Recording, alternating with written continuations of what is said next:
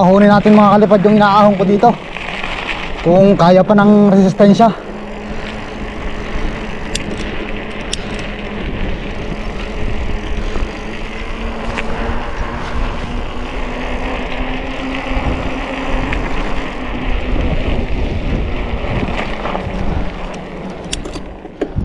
Tignan natin. Mukhang hihingalin tayo mga kalipad. Ito na.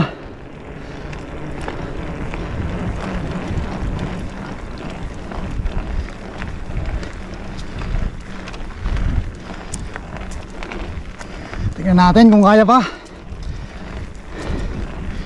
Mukhang kaya pa mga kalipad.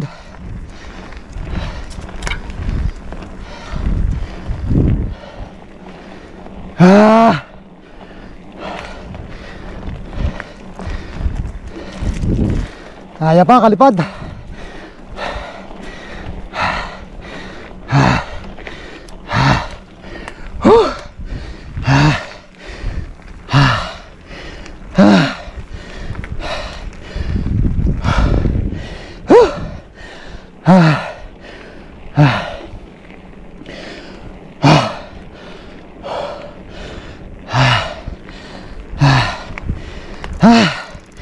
Nakakahingal mga kalipad. Grabe.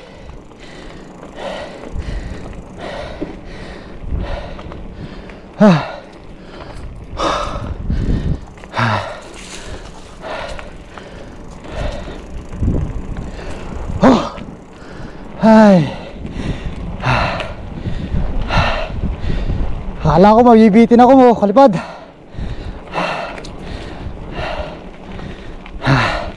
Kaya pa naman mga kalipad. Hingalan, talagang hingal ulit.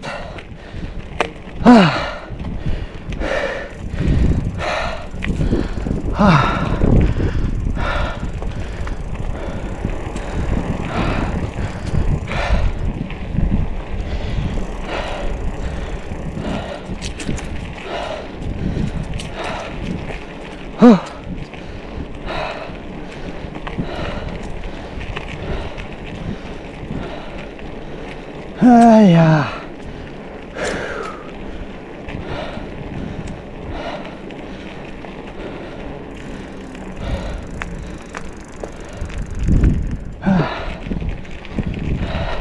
masarap magbike dito mga kalipad, dito sa taas. Dito nagro-rodyo sa July. Meron na naman yan mga kalipad. Abangan nyo yan, paliliparan natin ang drone. Marami na naman ditong tao pagdating ng July.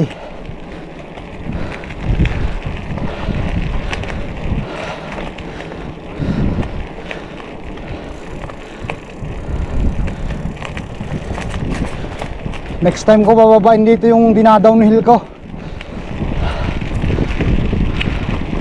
Palakas muna ako ng tuhod at saka bintit hita. Pakita ko sa inyo yung dinadownhill ko mga kalipad.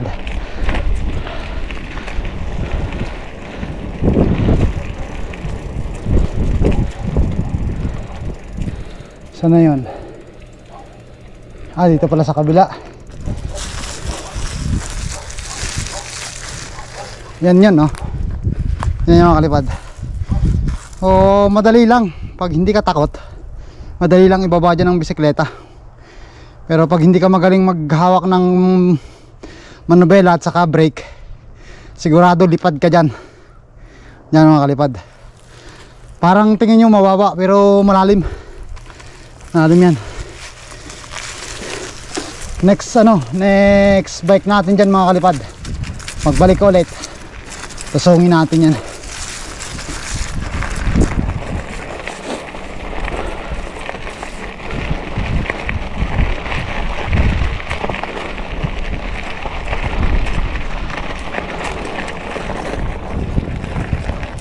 Yan, nakikita nyo to mga kalipad. Itong area to pag dating ng July, mga ano dyan, parodyo, karera ng mga kabayo. Halos dito mga kalipad, mapupuno ng sasakyan yan. Yan, hanggang doon sa loob. Tapos kabayo, hindi tayo makikita ang kabayo dyan.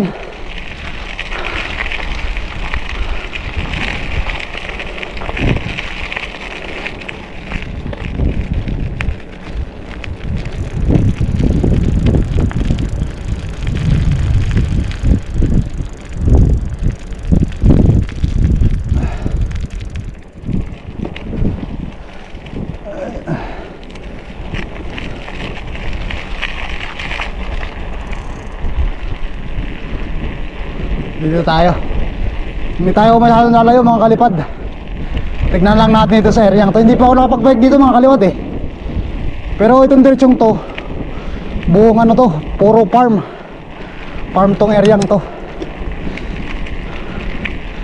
Tignan lang natin kung saan may magandang spot. Kuha natin ang video.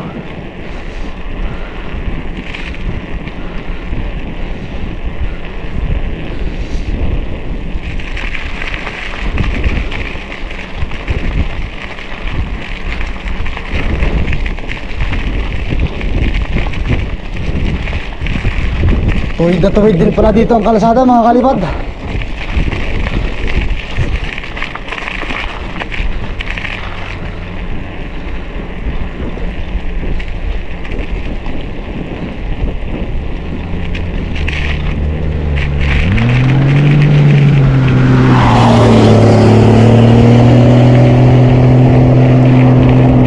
Tingnan nyo mga kalipad, pansin nyo, nasa gilid na ako ng kalsada. Pero yung paparating na sasakyan, dumidistance talaga sila. Pumupunta sila dun sa kabilang lane. Ganon sila dito kadisiplinado, yung mga drivers.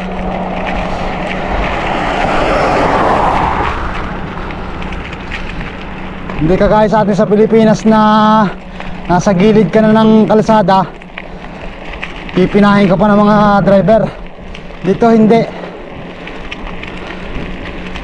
Sumusunod talaga sila sa rules. Iba ang batas dito ng Canada pagdating sa mga drivers. Iba, stricto sila.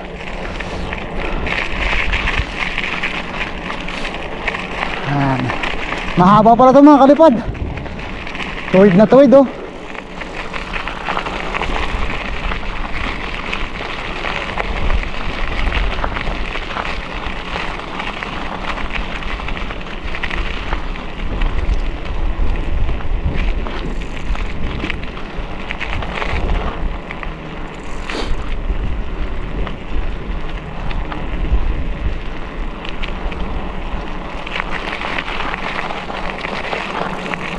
Siguro pag talagang yung talagang summer na mga kalipad, yung talagang mainit na ito, maganda tong bikin.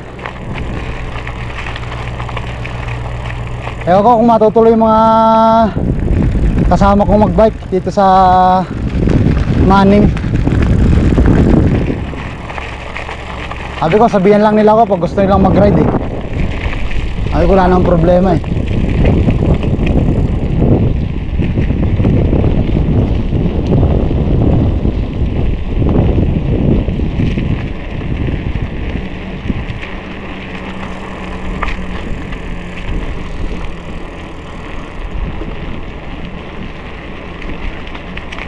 Ayan.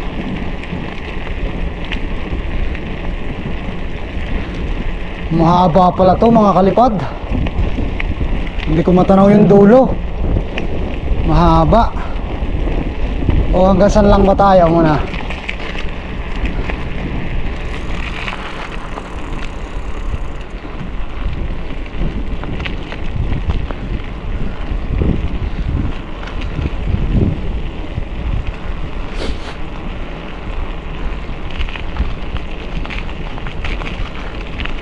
Mahaba pala to mga kalipad. Ayan.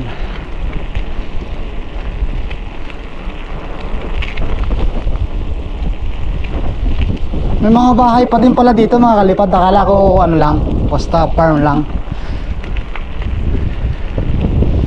Meron pa din pala.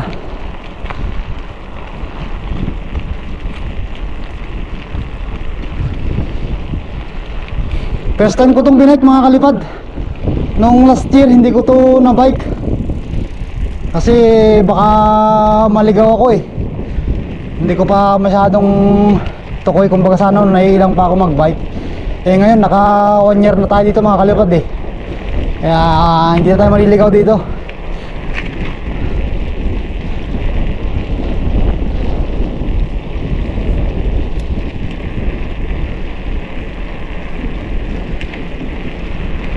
Tingnan nyo mga kalipad yung dadaan sa sakyan. Tingnan nyo ang layo. Di ba? Lumalayo sila. Ito yung white lane sa side. Tingnan nyo ang layo. Nandun sila sa kabila. Ganyan sila kadisiplinado dito.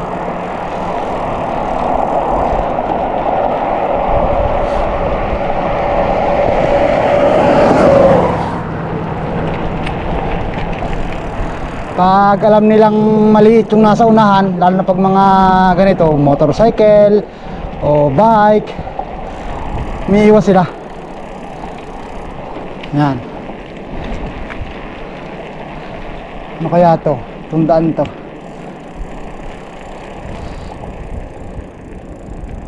Mukhang maganda dito ah. Ayan oh. Pero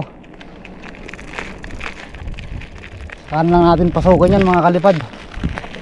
Dito na lang tayo. Ito siguro maganda yan eh. Yan taas na yan.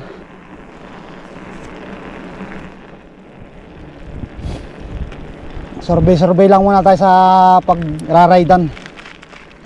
Eh baka by next week or second week baka may kasama na akong mag-ride. Tamang ride lang, hindi naman bilisan. Tamang ride lang, libang-libang.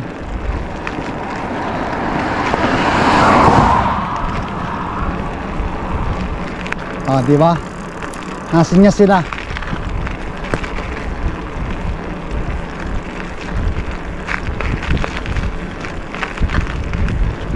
Saka mga puti, karamihan sa kanila talagang magandang ugali. Marunong silang rumispeto. Bibihira sa puti ang bastos. Ganun sila.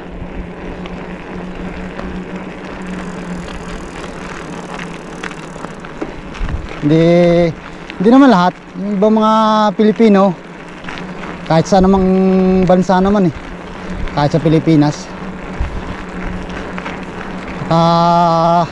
sasakyan lang sila.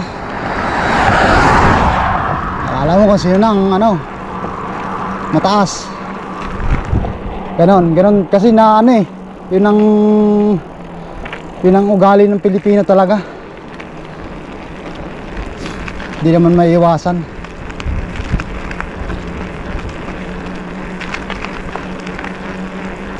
Pero mas maganda pa rin yung wala kang inaapakang tao. Yung maging mapagkumbaba ka lang.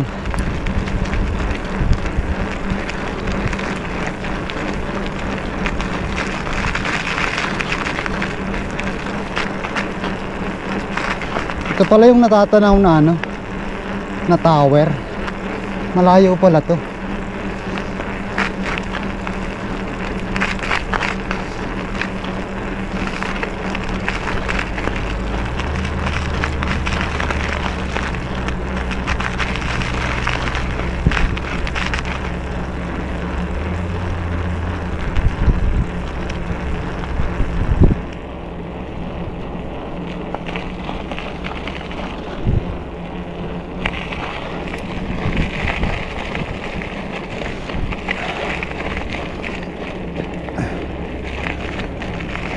Sa susunod mga kalipad, didiretsuin ko na to pag may kasama na.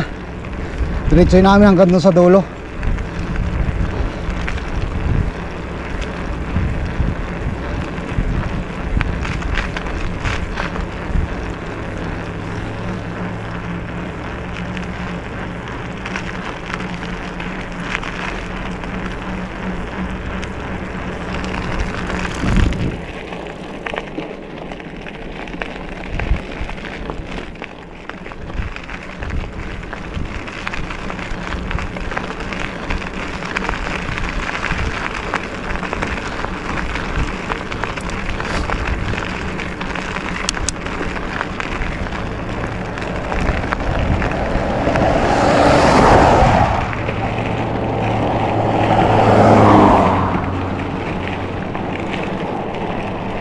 Museum pala, may museum pala dito.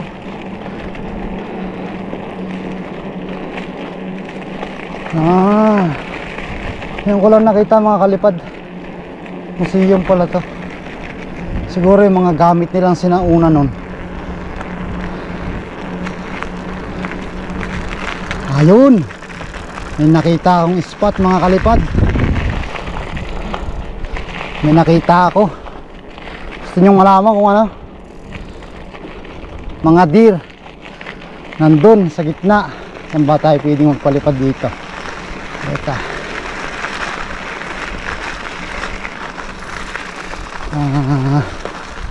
Tapatan natin sila.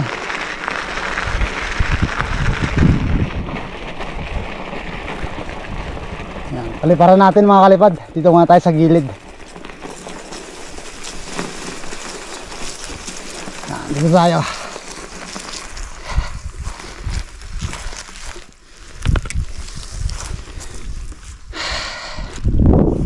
Andun sa may gitna ng tower.